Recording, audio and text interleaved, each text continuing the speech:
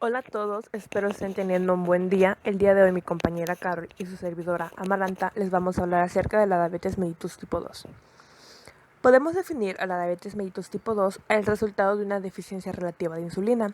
En términos clínicos, los pacientes con diabetes mellitus tipo 2 pueden variar desde aquellos con una grave resistencia a la insulina y mínimos defectos en la secreción de la misma, hasta aquellos con un defecto primario en la liberación de dicha hormona. Esta condición heterogénea se diferencia de la diabetes tipo 1, en la cual hay deficiencia de insulina absoluta, ya que en la diabetes mellitus tipo 2 puede asociarse con niveles séricos de insulina elevados, normales o reducidos. No obstante, en presencia de resistencia a la insulina, esa no tiene capacidad para actuar con eficiencia y a ello puede conducir una hiperglucemia. Es importante tener claras las diferencias que existen en las dos formas más comunes de diabetes mellitus, por lo cual en esta tabla se realiza una comparación entre la diabetes mellitus tipo 1 y la diabetes mellitus tipo 2. Vamos a tener las siguientes características que las van a diferenciar. Vamos a tener el inicio, la presentación, complicaciones, etiología, apariencia física al momento del diagnóstico y el proceso.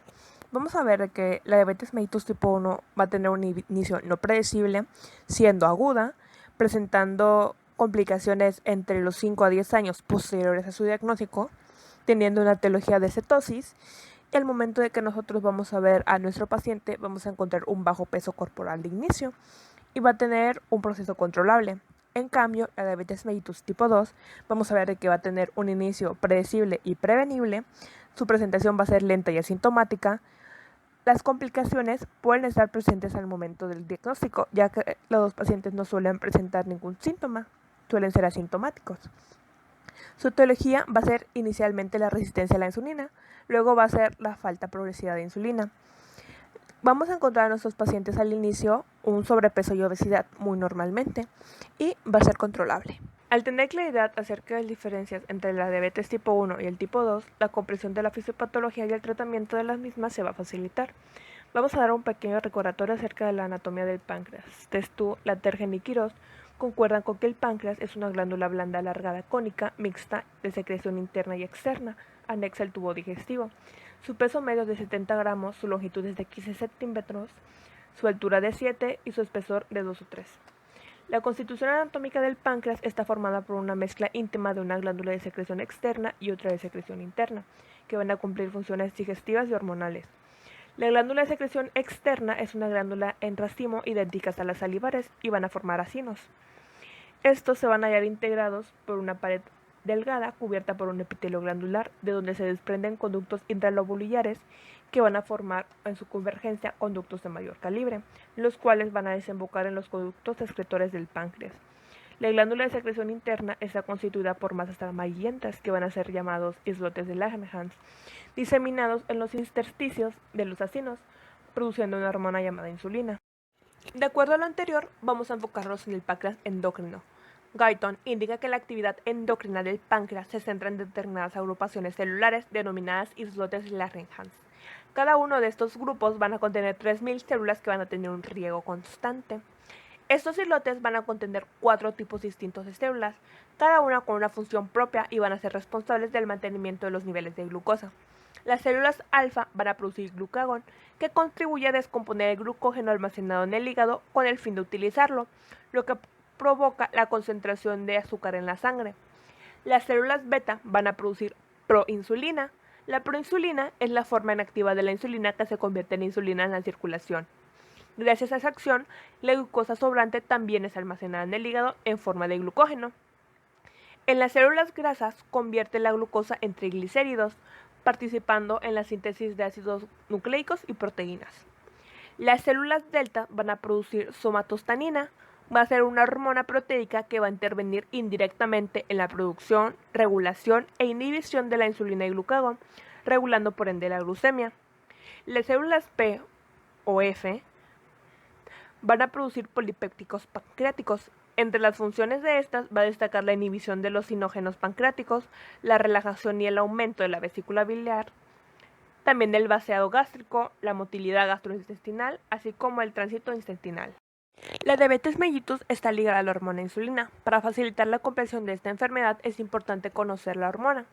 Con base en lo expuesto por Liere Godoy y Nitsch, la insulina es una hormona anabólica polipéptica y de origen pancreático que fue descubierta por Baitin Best. Esta hormona posee un peso molecular de 6000, está constituida por 2 cadenas de aminoácidos unidas por un puente disulfuro. La cadena A contiene 21 aminoácidos y la B con 30 aminoácidos, cuya secuencia es característica de cada especie. Es producida por las células beta de los islotes de Langerhans del páncreas. En la primera imagen vemos el mecanismo de liberación de la insulina. Vamos a iniciar con la proinsulina, que es sintetizada en el retículo sarcoplasmático.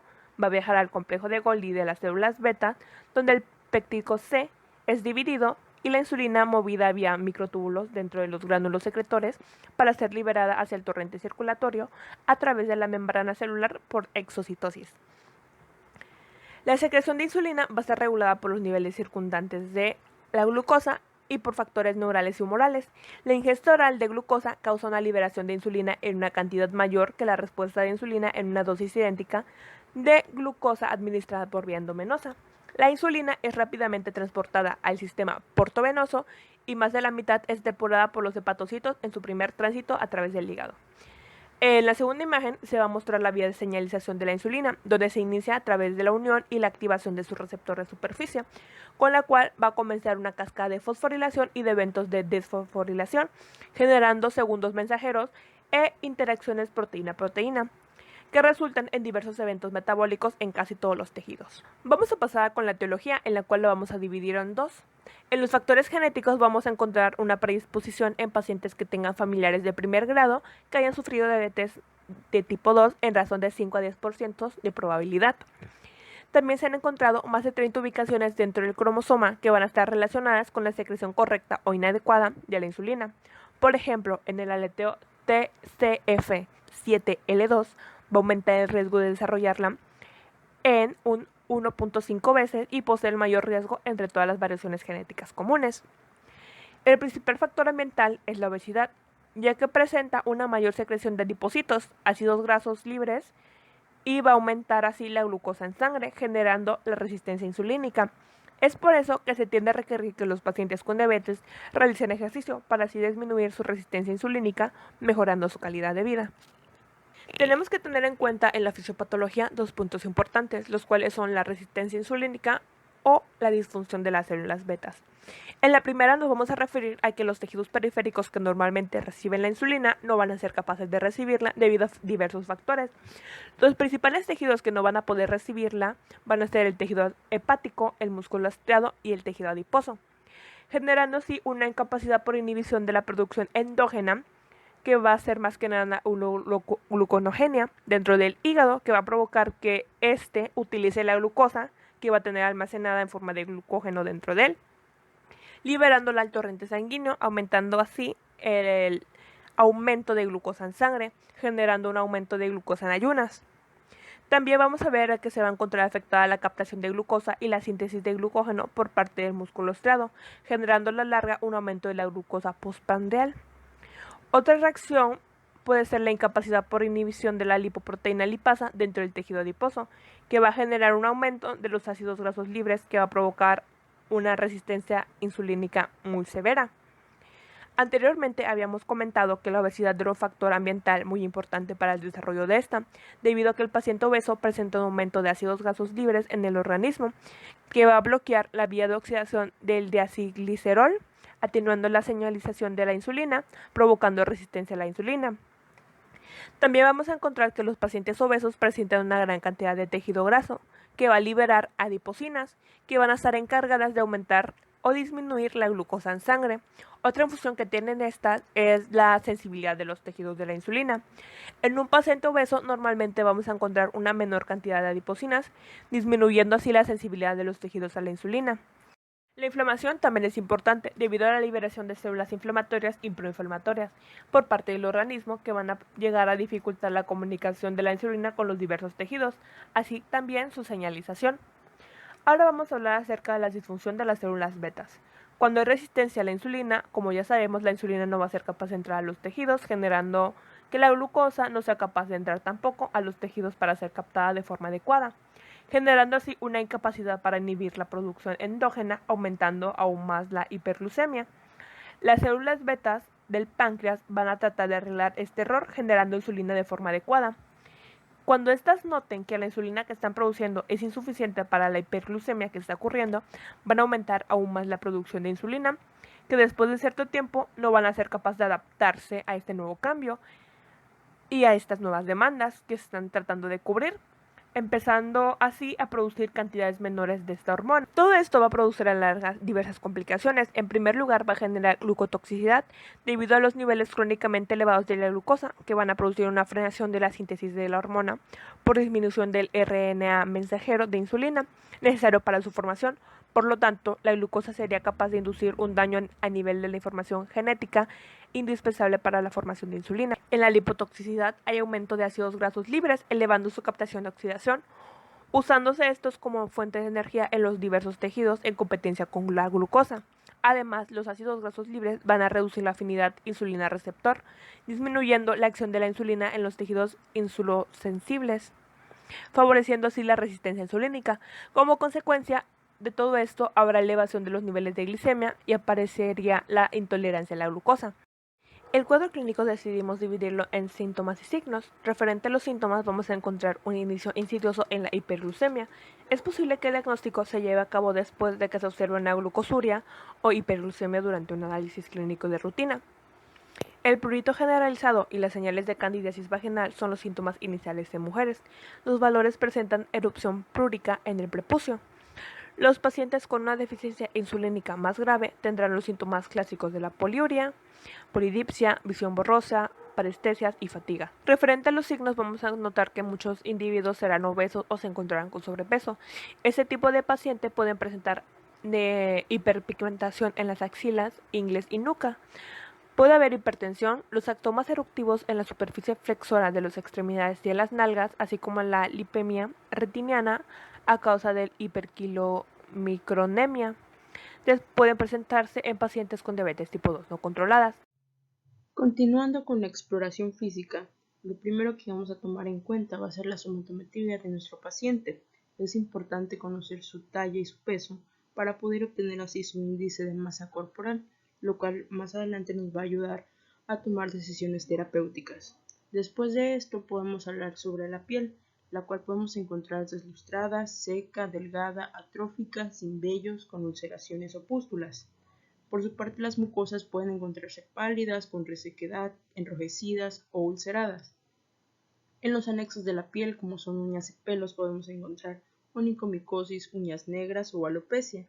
En el tejido celular subcutáneo vamos a encontrar edemas o atrofias. En la tiroides podemos encontrar bocio, nódulos o indicios de toxicosis. En los miembros inferiores, el pulso pedio y el tibial posterior se pueden encontrar disminuidos o ausentes. Estos van a ser signos de riesgo para nuestro paciente, ya que es más probable que padezca pie diabético o insuficiencia arterial. También podemos encontrar úlceras, cambios tróficos, caída del vello, frialdad, palidez, dolor y linfagitis. En el sistema óseo-mioarticular podemos encontrar limitación en el movimiento de las articulaciones de las manos. En el examen bucal vamos a encontrar caries, lesiones gingivales, candidiasis o queilitis. En el aparato cardiovascular vamos a auscultar los ruidos cardíacos, vamos a tomar la presión arterial y los pulsos radiales. En los reflejos y sensibilidad podemos encontrar signos de neuropatía, es decir, la pérdida de sensibilidad táctil, térmica o dolorosa de los miembros. En la visión podemos encontrar una disminución de la agudeza visual, fondo de ojo, microaneurismas, aneurismas, exudados o hemorragias. Para el diagnóstico de diabetes mellitus tipo 2 se pueden utilizar cualquiera de los siguientes criterios: síntomas de diabetes más una glucemia casual medida en plasma venoso que sea igual o mayor a 200 miligramos sobre decilitro. Los síntomas clásicos de la diabetes incluyen aumento en el apetito, poliuria, polidipsia y pérdida inexplicable de peso. Los siguientes son glucemia de ayuno medida en plasma venoso que sea igual o mayor a 126 miligramos sobre decilitros, glucemia medida en plasma venoso que sea igual o mayor a 200 miligramos sobre decilitro 2 horas después de una carga de 75 gramos de glucosa durante una prueba de tolerancia oral a la glucosa. Y por último, hemoglobina glucosilada mayor o igual a 6.5%. El tratamiento inicia como un programa de modificación en el estilo de vida para corregir el exceso de peso, el sedentarismo y, si existe, el tabaquismo. Vamos a considerar a primera instancia utilizar drogas antiobesidad. Si nuestro paciente tiene un índice de masa corporal igual o mayor a 35, es candidato a remisión o recomendación de un programa de cirugía bariátrica. Esta cirugía puede ser un bypass gástrico y si no se desea realizar una cirugía pueden utilizarse dietas de muy bajas calorías. Cuando nuestro paciente está clínicamente estable, lo primero que debemos hacer es iniciar con una monoterapia con metformina. Mientras nuestro paciente esté estable, se inicia una administración de este fármaco a dosis de 500 miligramos al día hasta llegar a 2000 miligramos, con el fin de mejorar la tolerancia a este medicamento. Una vez pasados de 3 a 6 meses y llegando a una meta de disminución de hemoglobina glucosilada, vamos a combinar esta metformina con otro medicamento oral antidiabetes. Estas combinaciones pueden ser cualquiera de las que aparece en el cuadro naranja y puede combinarse con inhibidores del cotransportador sodio-glucosa tipo 2, agonista del péptido similar al glucagón tipo 1 o el inhibidor de dipeptidil peptidasa 4. Una vez pasados de igual manera de 3 a 6 meses, dependiendo a la evolución de nuestro paciente, vamos a decidir si agregamos un antidiabético más o podemos, por otra parte, iniciar con la insulina basal. Esta va a ser preferentemente cuando nuestro paciente sea clínicamente inestable y podemos añadirle a este uno de los inhibidores, que es el inhibidor similar al glucagón tipo 1. Las metas del tratamiento farmacológico son el control glucémico sin hipoglucemia y sin aumento de peso. La meta del tratamiento integral es que el paciente sea más activo, su índice de masa corporal disminuya, su hemoglobina glucosilada se mantenga en un 7% y, si es posible, en una menor cantidad, y disminuir que existan más factores de riesgo, como pueden ser dislipidemias, hipertensión arterial, el tabaquismo o la albuminuria. En el pronóstico, la diabetes mellitus tipo 2 es una enfermedad crónica, pero con apoyo y educación muchas personas aprenden a controlar sus niveles de glucosa.